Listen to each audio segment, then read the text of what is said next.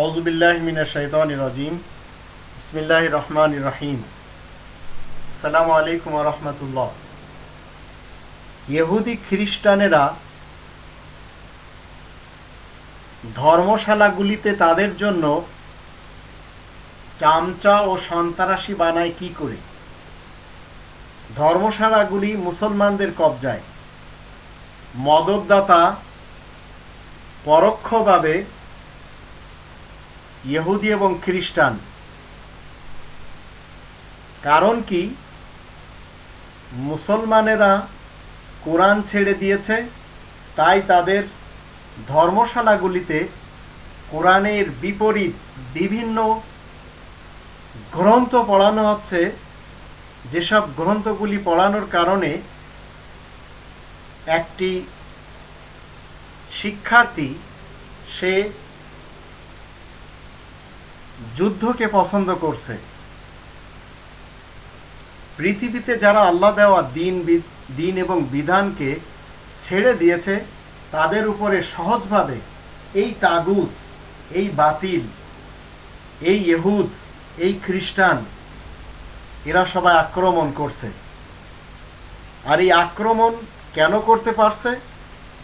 আমরা যদি ৩ নম্বর সূরা আল ইমরান এর ১০৩ নম্বর আয়াত দেখি, তাহলে এখানে আমরা দেখতে পাই আল্লাহ বলছেন, ওয়াতাসিমু বিহাবলিল্লাহি জামিআ ওয়া লা তাফাররাকু ওয়াযকুরু নি'মাতাল্লাহি আলাইকুম ইয কুনতুম আ'দাআন ফাআল্লাফা বাইনা কুলুবিকুম ফাআসবাহতুম বিনি'মাতিহি ইখওয়ানা ওয়া কুনতুম আলা শাফা হুফরাতিন মিনান নার ফাআনকাযাকুম মিনহা কাযালিকা ইউবাইয়িনুল্লাহু লাকুম আয়াতিহি লাআল্লাকুম তাহতাদুন। তোমরা সবাই আল্লাহ তাআলার রজ্জু তথা কোরআনকে একত্রে মজবুতভাবে আঁকড়ে ধরো। কোরআনকে একত্রে মজবুতভাবে আঁকড়ে ধরা আল্লাহ তাআলার অর্ডার। এই অর্ডারকে যখন এই মতবাদধারীরা, বিভিন্ন মাযহাবের লোকেরা, বিভিন্ন ফিরকার লোকেরা ছেড়ে দিয়েছে, তো আল্লাহ বলছেন যে তোমরা ওয়াতাসিমু বিহাবলিল্লাহি জামিআ ওয়া লা তাফাররাকু, তোমরা ফিরকা ফিরকা হয়ে যেও না। ফিরকা ফিরকা হয়ে গেলে কি হবে? তোমরা স্মরণ করো আল্লাহ যে নিয়ামত তোমাদেরকে দান করেছেন যখন একে অন্যের দুশমন ছিলে। ফিরকা ফিরকাতে যাওয়ার অর্থ হলো একে অপরের মুখোমুখি হয়ে যাওয়া, দুশমন হয়ে যাওয়া। কিন্তু আল্লাহ তোমাদের মনে আকর্ষণ পয়দা করেছেন, তারই নিয়ামতের ফলে একে অন্যের ভাই রূপে গণ্য হয়েছ। মুসলিমরা এই পৃথিবীতে সবাই মিলে কোরআনকে আঁকড়ে ধরেছে, বিধায় তারা একে অপরের ভাই। দুনিয়ার যেখানে সে থাকুক না কেন, মুসলিম হলেই সে একে অপরের ভাই হয়ে গেছে। কারণ ফিরকার লোকেরা তারা অগ্নিকুণ্ডের কিনারায় দাঁড়িয়ে রয়েছে। এই অগ্নিকুণ্ডের কিনারা থেকে বাঁচার জন্য আপনাকে ফিরকা ছাড়তে হবে। আল্লাহ তোমাদেরকে তা থেকে বাঁচিয়েছেন। আপনি যদি ইচ্ছা করেন আল্লাহ আপনাকে বাঁচাবে।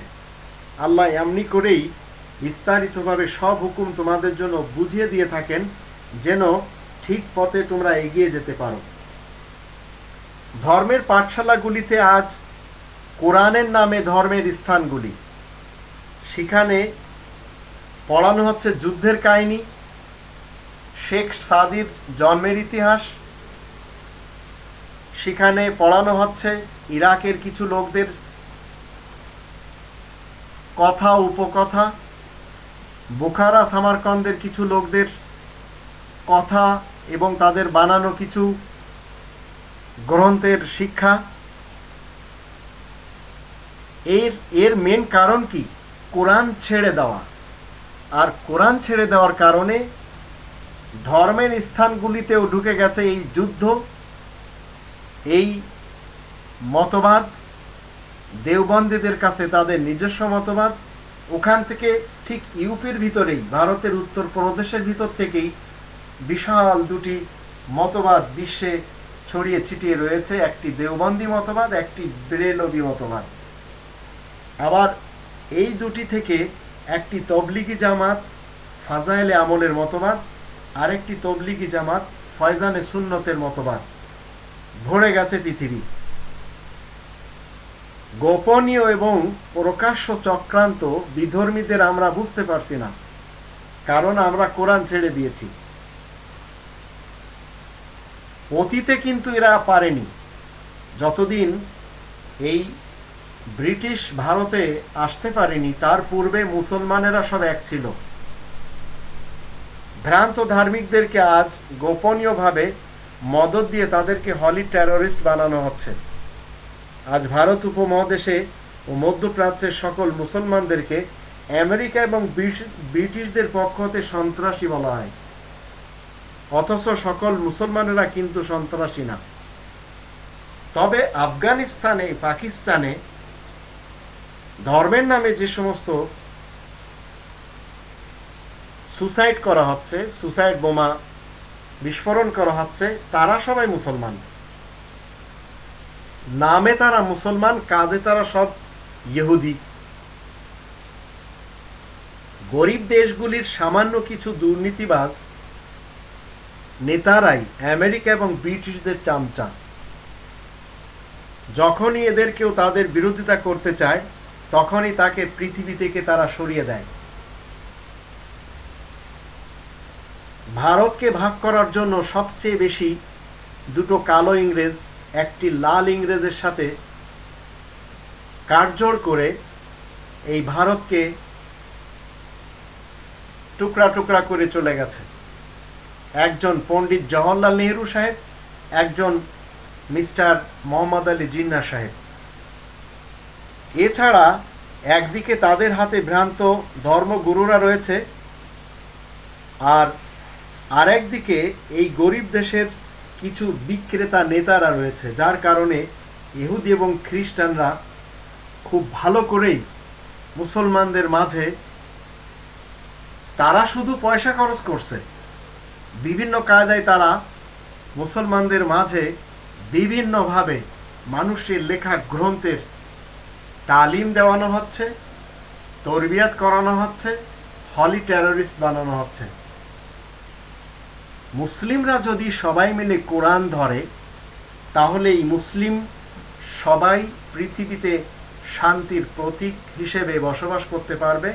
এদের কেউ হাতে অস্ত্র নেবে না, এরা কেউ কোনো ফিরকাতে, কোনো মাযহাবে বিভক্ত হয়ে যাবে না, কোনো মানুষের বানানো মতবাদে চলে যাবে না। সবাই মিলে যদি আল্লাহ তাআলার এই আয়াতের উপর আমল করা হয় তাহলে এরা পৃথিবীতে যে যেখানেই থাকুক না কেন এক থাকবে এবং এক হয়ে জীবন কাটাবে। এদের দরকার পড়বে না নিজ নিজ দেশে বোমা বিস্ফোরণ করানো, গুলি চালানো। ইসলাম শান্তির ফায়সালাকে বলে। শান্তির ফায়সালাতে যারা ফিরকা তৈরি করবে, বিভিন্ন ধরনের ধর্মের মতবাদ তৈরি করবে, তাদেরকে আল্লাহ বলছেন অন্তত এরা দোজখের কিনারায় রয়েছে। অকুন্তুম আলা শাফা হুফরাতিম মিনান নার। এর থেকে বাঁচার একমাত্র উপায় হলো ইতিসাম ওয়াতাসিমু বিহাবলিল্লাহ। শক্তভাবে কোরআন ধরতে হবে, তাছাড়া বাঁচার উপায় নেই। এটা সবসময় আমাদের মনে রাখা দরকার।